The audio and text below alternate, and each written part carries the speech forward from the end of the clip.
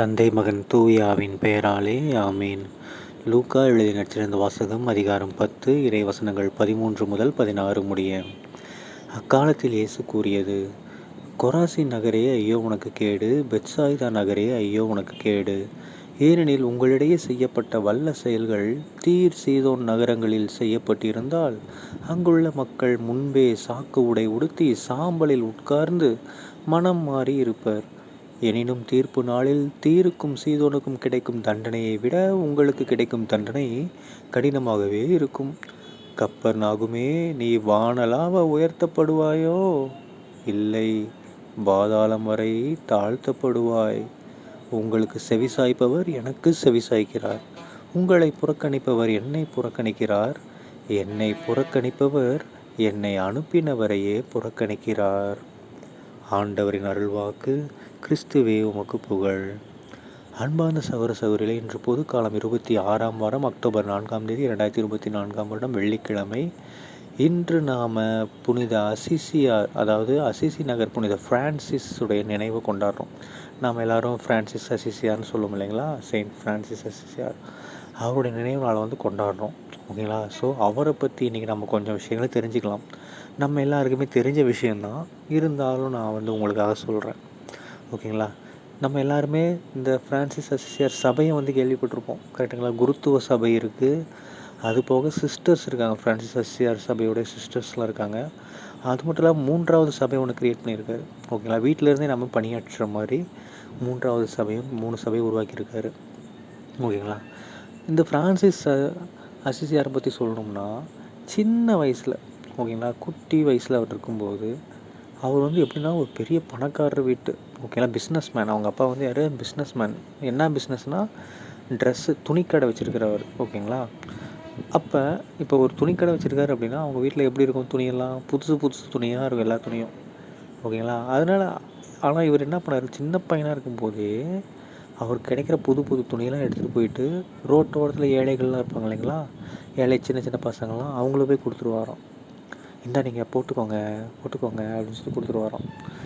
இது ஒரு நாள் அவங்க அப்பா கண்டுபிடிச்சிட்டு திட்டியிருக்கிறார். ஏன்டா இப்படிலாம் பண்ணுற, நீலாம் எனக்கு பிறந்தவனா அப்படின்ற ஒரு மாதிரி வேறு லெவலில் திட்டியிருக்காரு. நீலாம் எனக்கு தகுதியே இல்லாதவன், நீலாம் என் குடும்பத்தில் பிறந்திருக்கவே தகுதி இல்லை அப்படின்னு சொல்லி பயங்கரமாக திட்டி சண்டைலாம் போட்டிருக்காரு அவங்க அப்பா. ஓகேங்களா? இருந்தாலும் இவர் அப்படியாப்பா சரிப்பான்லாம் சொல்ல, நான் அப்படி தான் இருப்பேன், நான் ஏழைகளுக்கு தான் உதவி செய்வேன்ட்டு சின்ன வயசுலேயே அவர் அந்த மாதிரி முடிவு எடுத்துட்டார். ஓகேங்களா? அது மட்டும் இல்லாமல் அவங்க அப்பா அவரோட உடையை பற்றி பேசுகிறப்ப அவர் கடுப்பாகி என்ன பண்ணிட்டாரு, ட்ரெஸ் எல்லாத்தையும் கழட்டி போட்டு ட்ரெஸ்ஸே இல்லாமல் ரோட்டில் நடந்து போயிருந்துருக்காரு. அந்தளவுக்கு நம்ம ஒரு கடுப்பாகிடுச்சு. நான் ஏழைகளுக்கு உதவி செய்கிறேன், அதாவது ஏசப்பா பைபிள்லேயே ஒரு வசனம் இருக்குது இல்லைங்களா? நம்ம எல்லாருமே படிச்சிருப்போம். யார் நம்மளை எதிர்த்தாலும் சரி, அதாவது வீட்டில் இருக்கிறவங்களும் உனக்கு எதிராக இருக்க வாய்ப்பு இருக்குது.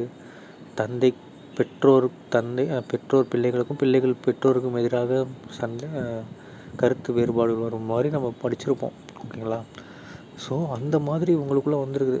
இவர் போய் என்ன பண்ணியிருக்காரு, ட்ரெஸ்ஸெல்லாம் இந்த ட்ரெஸ்ஸில் நீங்கள் தானே கொடுத்தீங்க, இந்தாங்கன்னு கழட்டி கொடுத்துட்டு ரோட்டில் ட்ரெஸ் எல்லாம் நடந்து போயிருக்காரு.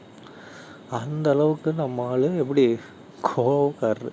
அதுக்கப்புறமேட்டு தான் என்ன பண்ணுறாரு, கொஞ்சம் வாழ்க்கை நல்லபடியாக மூவ் ஆகிட்டு இருக்கும்போது ஃபாதர் கூட இருக்கிற ஃப்ரெண்ட்ஸ்லாம் என்ன சொல்லியிருக்காங்க, டேய் கல்யாணம் பண்ணுற வயசு வந்துருச்சுனா வாடா கல்யாணம் பண்ணலாம் அப்படின்லாம் பேசியிருக்காங்க. அப்படியா, வாடா பண்ணிக்கலான்னு சொல்லிட்டு இவர் என்ன பண்ணிட்டாரு, கடைசியாக எல்லார்ட்டையும் கல்யாணம் பண்ணிக்கிறான்னு சொல்லிவிட்டு கடைசியில் சாமியாருக்கு சேர்ந்துட்டார். ஓகேங்களா? ஃபாதருக்கு சேர்ந்து என்ன பண்ணிட்டாரு, நிறையா என்ன சொல்கிறது, எளிமையான வாழ்க்கையை வாழ்கிறாரு. ஏன் அப்படின்னா, என்னடா கல்யாணம் பண்ணுறட்டு இப்படி பண்ணிட்டேன். ஆமாம், நான் எளிமையை கல்யாணம் பண்ணிட்டேன். ஏன்னா ஃபாதர்ஸ் ஆனால் எளிமையானவராக இருப்பாங்க இல்லைங்களா? அது மட்டும் இல்லாமல் பைபிளில் அவருக்கு பிடிச்ச வசனங்கள் எது அப்படின்னா, ஏசப்பா சீடர்கள் அனுப்பும்போது என்ன சொல்லுவார், நீங்கள் கையில் எந்த ஒரு உணவுப் பொருட்களோ எந்த ஒரு காசோ காலில் மிதியடியோ கைத்தடியோ எதுவும் எடுத்துகிட்டு போக வேணாம், நீங்கள் மட்டும் போதும் அப்படின்ற மாதிரி சொல்லுவார் இல்லைங்களா? அதை இவர் பின்பற்றுறாரு. ஓகேங்களா? எனக்கு எதுவும் வேணாம், நான் தனியாளாக இருந்தால் போதும் அப்படிங்கிற அளவுக்கு இவர் போய் நிறைய இடத்துல அற்புதங்களை செய்கிறாரு, நிறையா ஏழை எளிகளுக்கு உதவி செய்கிறாரு. ஓகேங்களா? இவர் என்னன்னா, இவருக்கு இன்னொரு ஸ்பெஷல் என்ன அப்படின்னா, இவர் ஒரு இடத்துக்கு போகிறாருன்னு வச்சுக்கோங்களேன், அங்கே இப்போ காட்டு வழியாக போகிறாருன்னா அங்கே இருக்க காட்டு விலங்குகள்கிட்டலாம் ஜாலியாக பழகுவார். சூரியனை பார்த்து தலைவர் அப்படின்றது, நிலாவை பார்த்து தலைவி அப்படிங்கிறது, அப்புறமேட்டு இயற்கை விலங்குகளை பார்த்து டே அண்ணா, டே தம்பி அப்படிங்கிறது, சிங்கத்தை பார்த்தா அண்ணாங்கிறது, யானையை பார்த்தா தம்பி, அந்த மாதிரி ஒவ்வொரு விலங்குக்கும் ஒவ்வொரு பேர் சொல்லி கூப்பிட்றது, பறவைகளை பார்த்து கூப்பிட்றது, இப்படி என்ன பண்ணுறது, விலங்குகளோட பறவைகளோட ஜாலியாக இருந்திருக்காரு. அப்போ பறவைகள்லாம் இவர் மேலே வந்து உட்காந்துக்குமா, விலங்குகள்லாம் வழி விடுமா. ஓகேங்களா, காட்டு விலங்குலாம் எப்படி கொடூரமான விலங்குகள், அதெல்லாம் இவர் போகிறான்னா இவர் வர்றதை பார்த்தா அப்படியே வழி விட்டு அவர் கூட நடந்து போவாங்களாம். ஓகேங்களா, அப்படிப்பட்ட ஒரு மிகப்பெரிய புனிதர் பாருங்கள். இப்படிலாம் நமக்கு நடந்தால் எப்படி இருக்குன்னு நினச்சி பாருங்கள். ஓகேங்களா, ஸோ இவ்வளோ விஷயங்கள் பண்ணியிருக்காரு. அது மட்டும் இல்லாமல் இவர் என்ன பண்ணுவார்னா, அப்பப்போ ரோட்டில் போகிறப்ப வரப்பெல்லாம் யாராவது இலைகள் உதவி இருந்தாங்கன்னா உடனே, இப்போ ரோட்டில் போகிறாரு, திடீர்னு ரோட்டில் யாராவது ஒருத்தர் கிழிஞ்ச ட்ரெஸ் போட்டிருக்காருன்னா இவரோட ட்ரெஸ்ஸை கழட்டி கொடுத்துட்டு வரான். அவருக்கு கொடுத்துட்டு அவரோட கிழிஞ்ச ட்ரெஸ் வாங்கி இவர் போட்டுக்கு வரோம். அப்படிப்பட்ட ஆள் நம்ம புனிதர். ஓகேங்களா, அது மட்டும் இல்லாமல் அவர் என்ன பண்ணியிருக்காரு, நம்ம எல்லாருக்கும் தெரிஞ்ச மாதிரி தான், என்ன சொல்கிறது, சர்ச்சில் போயிட்டு உட்காந்து மணிக்கணக்காக ப்ரேயர் பண்ணுவாராம். ஓகேங்களா, என்ன ப்ரேயர் பண்ணுவாராம், அழுவாராம். ஸ்டார்டிங்கில் ப்ரேயரில் தான் ஆரம்பிப்பாராம், அப்புறம் பயங்கரமாக அழுவாராம். ஏசப்பா, நீங்கள் எவ்வளோ பாடுகள் பட்டீங்க, உங்கள் கையில் ஆணிலாம் அடித்தாங்களே, நீங்கள் சிலுவை அவ்வளோ தூரம் சுமந்து போடுற, உங்களை நீங்கள் ஆசையாக பார்த்த மக்களே உங்களை வந்து பாடுபட வச்சாங்களே, ஐயோ அப்படின்னு சொல்லி பயங்கரமாக அழுவாராம். அப்புறமேட்டு என்ன பண்ணுவாராம், ஏசப்பா வந்து சிலுவையிலேருந்து ஆணியெல்லாம் எடுத்துகிட்டு இறங்கி வர மாதிரிலாம் கனவு காண்பாராம், அதாவது காட்சி காண்பாராம். ஓகேங்களா, ஸோ அதே மாதிரி அவருடைய பாடலை நினச்சி அப்பப்போ அழுவாராம். அழுதுட்டு அப்புறமேட்டு ஒரு டைம், பேசாமல் எனக்கும் உங்கள் பாடுகளில் பங்கு கொடுங்க, உங்களோட காயங்களை நானும் கொஞ்சம் வலியை தாங்கணும்னு ஆசைப்பட்றேன் அப்படின்னு கேட்டாராம். அப்படி கேட்ட உடனே வானதூதர் தோன்றி அவருக்கு அந்த வரங்கள் கிடைச்சிச்சு அப்படின்னு சொல்கிறாங்க. உடனே 5 காய வரம் பெற்றவர் அவர். ஓகேங்களா, அப்போ வந்து அவர் 5 காயம் வந்தால் நமக்கு எப்படி இருக்கும் பாருங்கள், வலி தாங்க முடியாது. ஏன்னா ஆணி வச்சு அடித்த மாதிரி வலி இருக்கும்.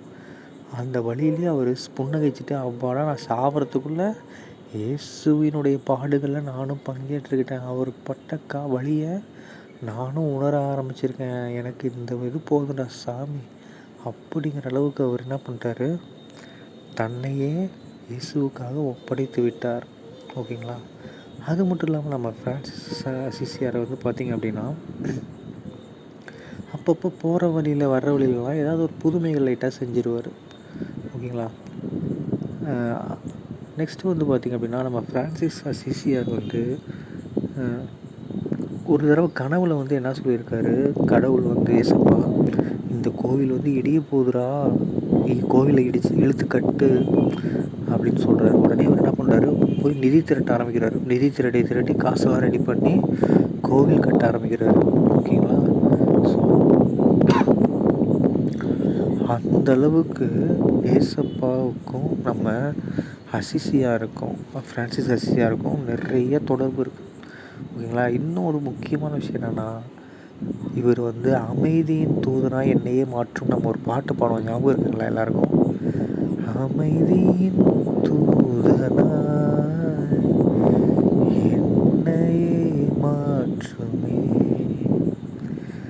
இந்த பாட்டு இருக்கு இல்லைங்களா, இந்த பாட்டுக்கு இவர் தான் சொந்தக்காரர். இந்த பாட்டோட அமைதியின் தூதனாக மாற்றும் இறைவான நம்மளை அதாவது நம்மளை ஜெபிக்க வைத்தவர் அவர் தான். கடவுளே என்னை அமைதியின் தூதனாக மாற்றும் அப்பா அப்படின்னு நம்மளை ஜெபிக்க வச்சவர் இவர் தான். ஓகேங்களா, ஸோ நம்ம ஃப்ரான்சிஸ் அசிசியார் வந்து பயங்கரமான ஒரு புனிதர். இவர் இன்னொரு ப்ளஸ் பாயிண்ட் என்னென்னா, இவர் இறந்து 2 வருஷத்துலேயே ஒரு புனிதர் பட்டம் கொடுத்துட்டாங்க. ஓகேங்களா, அந்தளவுக்கு நம்மளால் பெரிய பவர்ஃபுல்லு. நீங்களும் அப்பப்போ என்ன பண்ணுங்கள், புனித அசிசியார்கிட்ட வேண்டுங்க, அவர் நமக்கு கண்டிப்பாக உதவி செய்வார். எனக்கு ரொம்ப பிடிச்ச புனிதர் இவர் தான். நீங்களும் இவரை பற்றி இன்னும் நல்லா தெரிஞ்சுக்கோங்க. ஓகேங்களா, தெரிஞ்சு அவரோட வழியில் நடந்தோம்னா நாமளும் ஏசப்பாவை அடையலாம். சரிங்களா, தந்தை மகன் தூயாவின் பெயராலே ஆமீன். இயேசுக்கே புகழ், இயேசுக்கே நன்றி, மரியே வாழ்க, இயேசுவின் ரத்தம் ஜெயம், ஹல்லேலூயா, பிரைஸ் தி லார்ட்.